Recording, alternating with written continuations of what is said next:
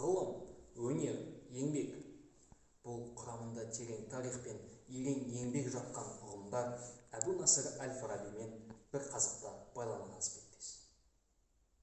Ғұламаның қалдырған еңбегі мен мұраларын, жазбаларына тоқталсақ, олардың бірі және бірегейі гректің ежелгі Платон, Птолемей, Аристотель, Евклид сынды философ, тарихшыларының еңбектерін жоғалып бара жатқан жерден көтеріп, қайтадан қарапайым халықтың назарына ұсынған болатын. Дәлел ретінде Әбу Али ибн Сина былай деп айтып кеткен болатын. Яғни ол кісі Аристотельдің осы метафизика ғылымын, яғни сол кісінің жазбаларын оқып, зерттеп жүрген кезінде, ол кісі оның мағынасына ене алмай, Әбу Насыр әл-Фарабидің осы Аристотельдің метафизика ғылымдарына жазған түсініктемесіне қарап жүгінген болатын. Музыка саласына тоқталатын болсақ, әл-Фараби атамыз 1000 жарым беттен тұратын үлкен музыка кітабын, яғни сол жазбаны бізге қазіргі ұрпаққа қалдырып кеткен болатын. Және де 12 нотаны тапты. Ағылшын музыкатанушысы Генри Фармер ол кісі жайлы, яғни әл-Фарабидан музыка саласында жоғары тұратын, оған ұстаз болатын адам әлі жоқ деген болатын. Математика саласына келетін болсақ, синус, косинус, тангенс, котангенс сынды ұғымдарды кіргізіп, алғаш қолданысқа енгізген болатын. Сол сияқты медицина, астрономия және де тағы да басқа салаларға өзінің сан қилы еңбегін және жаңалықтарын қоса кетті. Отырардан шыққан өзіміздің төл ғұлама ғалымымызды қазірде барлық әлем мойындап отыр.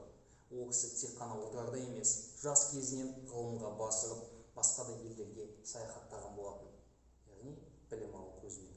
Мысалы, ол кісі ең алдымен барды, Иранға барды, Арабияға барды, Дамаскіде болды. Әр сол жүрген жолдарында өзіне қарай ғылымның барлығын сіңіріп отырған болатын.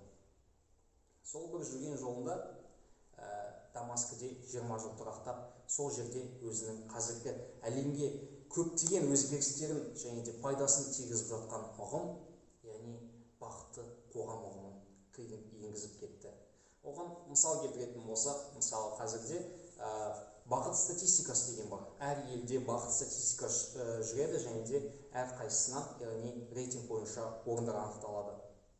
Одан кейін мысалға Бутан, Франция, Венесуэла осы елдерде бақыт статистикасы, яғни ең алдымен мән беріледі.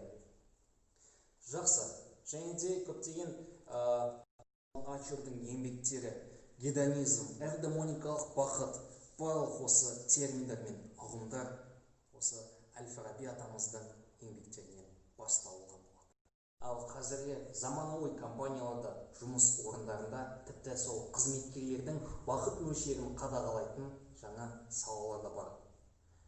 Әйгілі, яғни Джефф Безосты біз барлығымыз білеміз. Сол Джефф Безостың Amazon, яғни интернет дүкенінде 100 мыңнан астам қалай бақытты болу керек деген мақсатқа байланысты кітаптар бар. Сенесіздер ме? Оның барлығы дерлік әл-Фараби атамыздан басталған болатын. Әл-Фараби атамыздың философиясына тоқтала кетсек, яғни ағылшын дінтанушысы Карен Армстронг әл-Фараби атамыз жайлы, яғни бұл ғұлама барлық философияның бастауы деп айтып кеткен болатын. Демек, әл-Фараби атамыз, біз философияның қаншалықты жерден зерттесек те, оны оқысақ та, оның түп мағынасына, автордың идеясына жету қиын екенін барлығымыз да білеміз. Ал әл-Фараби атамыз қарапайым халыққа, қараңғы болсын, адам болсын, барлығына да Аристотельдің философиялық еңбектерін аударып берген болатын. Және де өзінің көптеген, сан мыңдаған өзінің философиялық еңбектерін жарыққа шығарған болатын.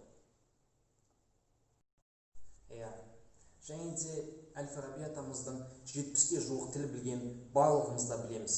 Ол кісіге, яғни бұған септігін тигізген ол кісінің бүкіл жер жүзіндегі сапарлар деп айтамыз. Барлық жер жүзін араламаса да, бірталай мемлекетті кезіп шыққан әл-Фараби атамыз мынандай қорытындыға келген екен. Яғни бір ел өзінің мәдениетімен шектеліп қалуға, өзінің тілімен шектеліп қалуға болмайды. Әрқашан даму үстінде болу үшін жан-жақтағы мәдениеттер мен мемлекеттік тілдерді зерттеген дұрыс депті. бұл да қазір біздің қоғамымызда актуалды мәселе. Және де мұсылман халықтарында мынандай қалыптасқан болатын. Яғни біз барлығымыз білеміз, Әл-Фараби әлемнің екінші ұстазы.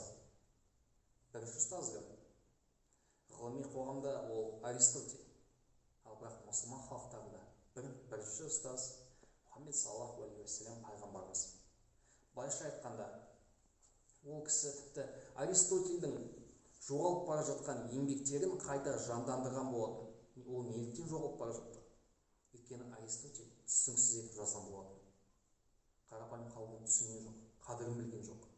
Ол Әл-Фараби атамыз барлық идеясын, пікірін, мән мағынасын ашқан болатын. Тағы бір деректерге сүйенетін болсақ, әлемдегі көлем бойынша екінші орын алған отырар кітапханасының негізін қалаушы да осы біздің Әл-Фараби атамыз деп бірталай еңбектерде айтылған болатын. Яғни осыған тоқтала келе, біз де осы ең басында айтылған идея мен пікірмен келісеміз. Әл-Фараби атамыз ұстаздардың ұстазы. Аристотельді біз Әл-Фараби атамыздың ұстазы деп айтуға қиналады екенбіз. Ал біздің қазіргі қоғамның, қазіргі ұрпақтың міндеті Әл-Фараби атамыздың барлық еңбектерін ізденіп, зерттеп, және де жаңа жаңалықтарын ашу.